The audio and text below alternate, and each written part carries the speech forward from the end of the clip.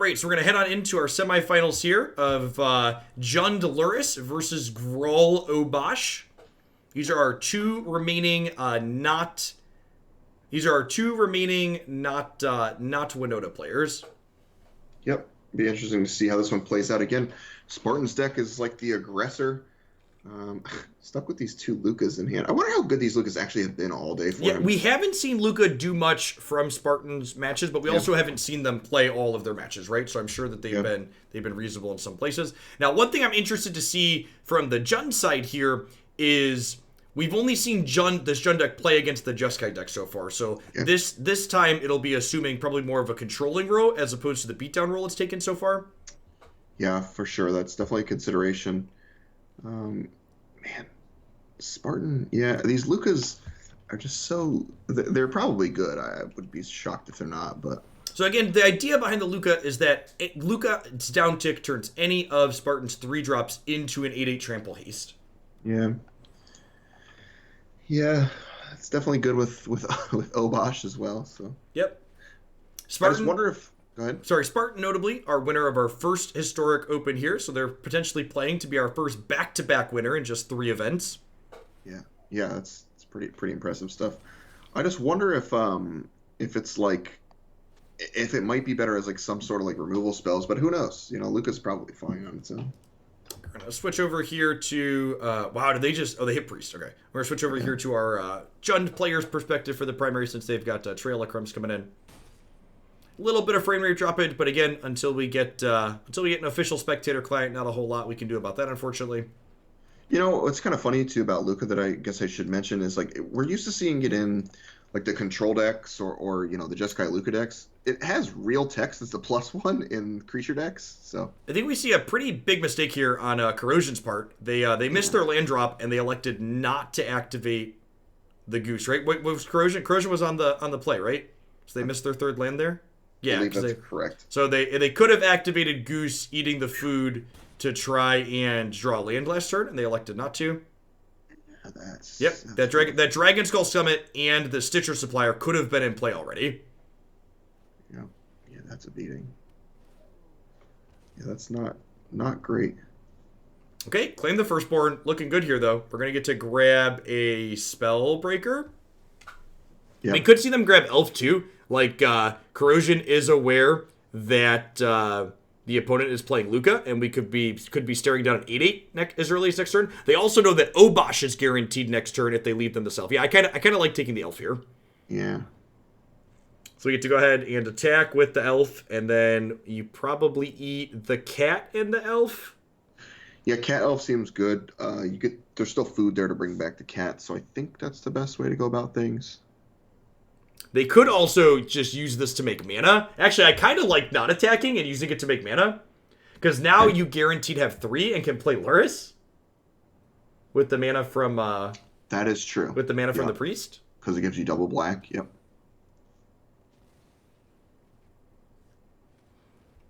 Okay. Ruinblaster, no surprise that one's down. It'll be interesting to see if Corrosion can recover from the fact they put themselves behind a land drop here. Yeah, I mean... I assume we'll see no blocks here. I guess we could see a trade. No blocks. That doesn't surprise me. Yeah.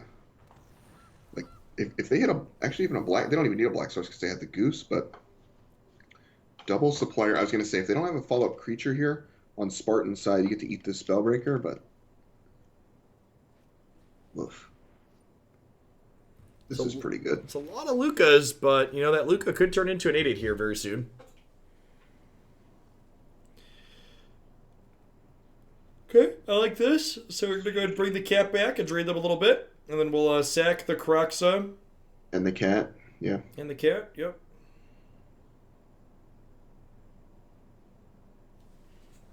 They need the cat to come back. Yeah, I was saying you need the cat to enter the battlefield first.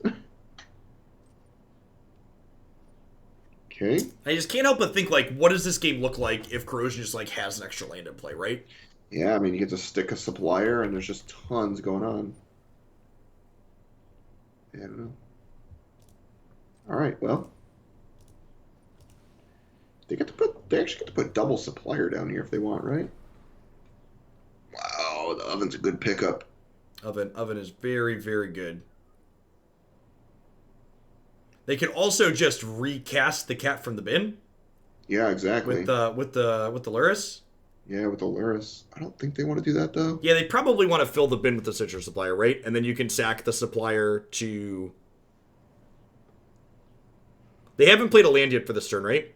They could play Supplier, sack the Supplier, make a food, use the Goose, draw for a land. Yeah, it could. It's a tight line.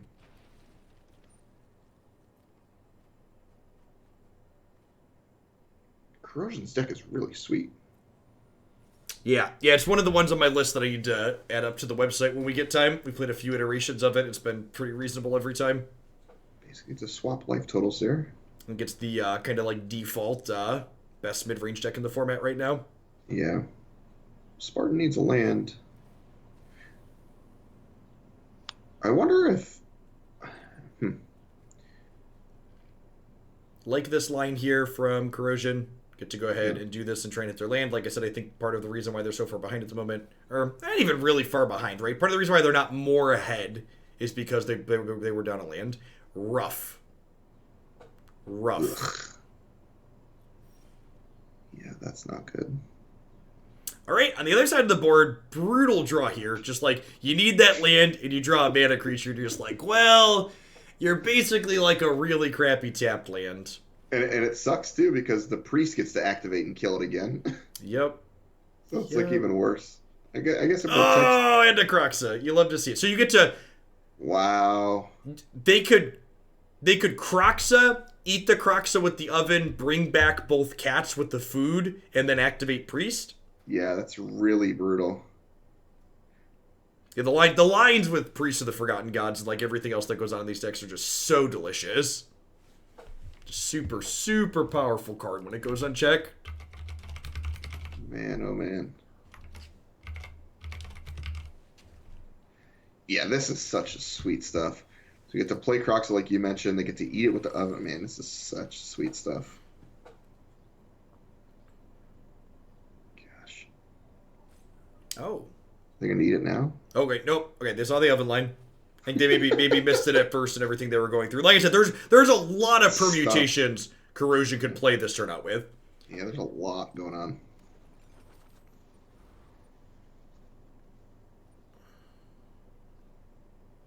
Here goes one more Lukka.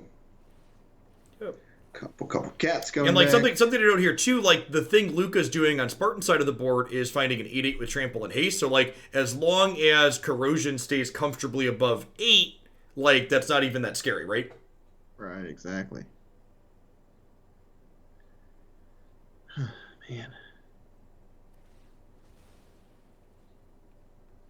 And then Corrosion still has not played anything with Lurrus yet this turn, right? Correct. So we could see them cast a cat back from the bin here, as well as cast Stitcher Supplier. Yeah, and Spartan's gonna pack it up here. I think the game's pretty done at that point. Yeah. Wow. Wow. Okay. Oh, was the Kroxa off Lurrus? I might have missed No, that. the Kroxa was from hand. There were two Kroxas in the bin. All right. Probably a deadweight matchup against the Llanowar Elf deck. Yep. Redcap Melee's probably fine. I don't know if you really want it, but it's playable. I don't know that I'm like, yeah, Redcap Melee. Man, the more I watch this format, the more I just want 4 Grafdigger's Cage in all my decks. well, and so like part of the thing though is we see Soul Guide Lantern in the sideboard of the Lurrus deck, and I actually think this is the card you want a lot of the time, because if you're playing a good deck in this format, Grafdigger's Cage probably hurts you too, right? Yeah. Like, the reason why Grafdigger's Cage looks so appealing is because it's good against all the good decks. So, like, that means if you're playing Cage, you're probably not playing one of the good decks. Nah, I'm just playing like Grixis Control. Sure. We played a Grixis Control deck the other day, but it had Kroxa in it. We played Kroxa in it, yeah. Yeah, it's your finisher. Yeah. Kill people.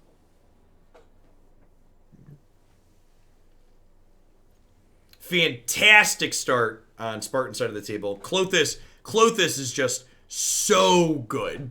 Yeah, both these guys have great hands. I think this is a card, you know, talking about something like Grafdigger's Cage being good, this being a card that's incidental graveyard hate while also having text in other places is just incredibly powerful in this format. Yeah, turn 2, no less, is going to be quite the beating. Yep. Now, it is worth noting that because this Klothys happened so quickly, it isn't currently doing anything, right?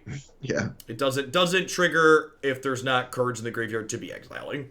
It is fair, but there's about to be one because Ruinblaster is a combo with that card. Yeah, and actually, Ruinblaster plus Klothys lets you ramp, right? Yes, it ramps you to Obosh. It is genuinely a combo.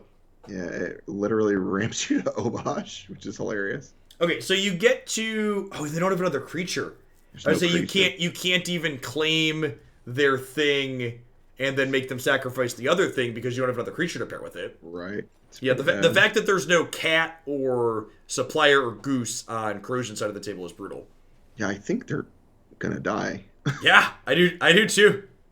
Actually, they could turn Klothys on this turn. I think you just play Obosh. With Obosh, right? Wait, does it turn on? You have 1, 2, 3, 4, 5, 6. Oh yeah, you play the elf? Oh, they missed it. Oh, the elf was They big. missed it. It's been a long day. But they did just miss that. They could have played the other elf out and then attacked with Klothys. Okay. Although, maybe it's a heads-up play? Because there's this Claim the Firstborn here, right? So? Like, if you turn Klothys into a creature, they take your Klothys. So? And they sacrifice it. Yeah, but you just dealt 1 billion damage. It's actually 8 damage with Klothys. I mean, this is clutch, man. They get to use the green off the elf with the 2 mana to Maelstrom Pulse the Obosh here. Yeah. Oh, they couldn't sack Klothys. Oh, you're right. You're Super 8. Stops being a creature. Okay. See, I think they just missed attacking with Klothys last turn. Yeah. Interested to see if this catches up with them or not. Probably not. I certainly don't think so. Probably not. It looks like we'll take 2, and then Spellbreaker's 3, and then we have an elf as well. Yeah. And then Klothys at that point will probably drag them kicking and screaming across the finish line. Shout outs to the aggro decks in this tournament, by the way. Matt and I were talking during break while we were muted, and we are currently in what's basically round 10 after having a half-hour delay to start the day, and we've only been playing for like 7 hours, 7.5 hours. Yeah. So thumbs up, Historic, for having playable aggro decks. I appreciate you. Yeah, I appreciate that. My time playing Crucible and Valorant, really appreciate that. Yeah, shout outs to all the Naya Winota players out there, keeping the matches short. Little bit of awkwardness here in the mana for Corrosion again. Doesn't have triple black, so can't go Lurrus into Supplier. Yeah. We're gonna pack it in. Yep. Okay.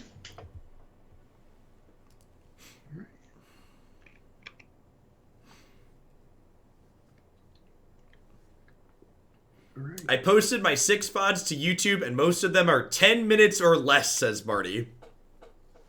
That's great. If you want to hit what they call Mythic, you should just play like Best of 1 Historic with Naya Winota, to be completely honest. It's gross. It's real good. Your games per hour is probably nuts. I believe it or not, it looks like the Naya Winota mirror match, that was the other semi, is already done. That's good. I believe Naya Winota won. Yeah. And again, you can either win or lose very quickly if you want. It's totally your call. This hand's very good on Corrosion side. Good hands on both sides of the board here. Excellent. Excited to see both these decks get to do what they want to do here. Yeah, I like it. Again, this Klothys. But like Deadweight is going to be really good. We mentioned against Llanowar Elves. Do you Deadweight on 2 here? 1,000%. Woo! Now you do. Now you do Deadweight and Supplier. Boy, that is tasty. Nom nom nom nom. Are you paging Ferocidon? Okay. Do you know what's great about this top 5, Matthew? What's that? Did you know there's not a single copy of Nexus of Fate? God, that makes me happy. And the only copy of Nexus of Fate in the top 8 was just the one in the Jeskai Lukka deck. Am I allowed to say the B word on this stream? What's the B word? It rhymes with snitch. No, we're gonna keep it family friendly, Matthew. Man, people just love to cry about that card so much. And like, it doesn't do anything in this format. Yes, the Nexus deck is one of those decks where it feels worse to play against than it actually is. Yeah, it's because I agree with you. Nexus is not good in this format. Just doesn't do anything. Ooh, that's a good one. So you get to claim the Sage, and then if you're really good at the game, you'll mill a Kroxa and escape it. Yep. Ooh, mistake here. Okay, can't do that now. We needed to fetch a mountain to be able to mill Kroxa and escape it. Yeah. We could just see Lurrus replay Gooser Oven. That's a legal play as well. There's dead weight too, right? Oh, they don't have the extra. Well, they could have cast in a way that let them have it though. Yeah. Okay, I like this. This is fine. Fine. This is fine. All these things are so good right now. Yeah, I think we're gonna get to an opportunity to see the Jund deck really pivot pretty hard and fast here. Yeah, the thing is, like this Bonecrusher Giant is basically reserved to kill Lurrus. Yeah, I guess that's true. With that down, the Jund player's kind of out of gas, huh? Yeah, I actually think the Jund player is going to start pulling ahead because of Klothys. The green-red player. They're technically both Jund decks, but the top deck is green-red with another Bonecrusher? Yeah, we're done here. This is a nightmare. We're not done, but we're like, need a Trail of Crumbs now. Ooh, okay. Spoke too soon.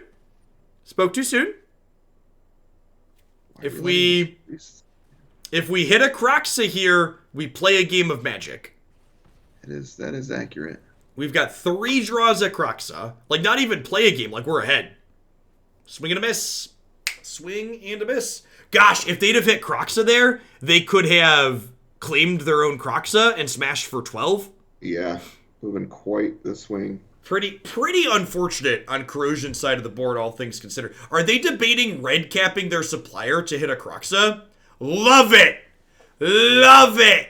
Wow. Love it, Matthew! It's a good play. Love it! Sack your stupid swamp. Ugh! Oh, never paid off. Never paid off. They're through like half their deck at this point without a Kroxa. Yeah, and they just have this claim now. Oh, and now, God.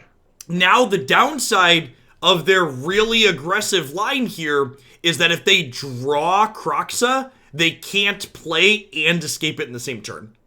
Yeah, they're going to get massacred by the Warboss plus Ferocidon now too. Yep. I think this game's over. I think they put all their eggs in finding the Kroxa basket, and I honestly don't even think that was a bad line. Yeah, but when they missed, they lost. I think with the Klothys bearing down, it made a lot of sense. Well, yeah, I don't know that we can do it at this point. I think even if we okay, yeah, I don't think it's enough. All right, yeah, we'll see. We're gonna find out, right? Okay. They found a cat as well. They have a food. This at least gets rid of the rampaging Ferocidon.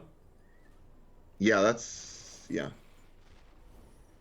it's no longer a card. Obosh is not quite turning Klothys on. 1, 2, 3, 4. Yeah, the problem is they get to gain so much life though. Like, I don't know. Like, they can leave this stupid goblin back to block forever if they want. Just drain you out slowly. I don't know.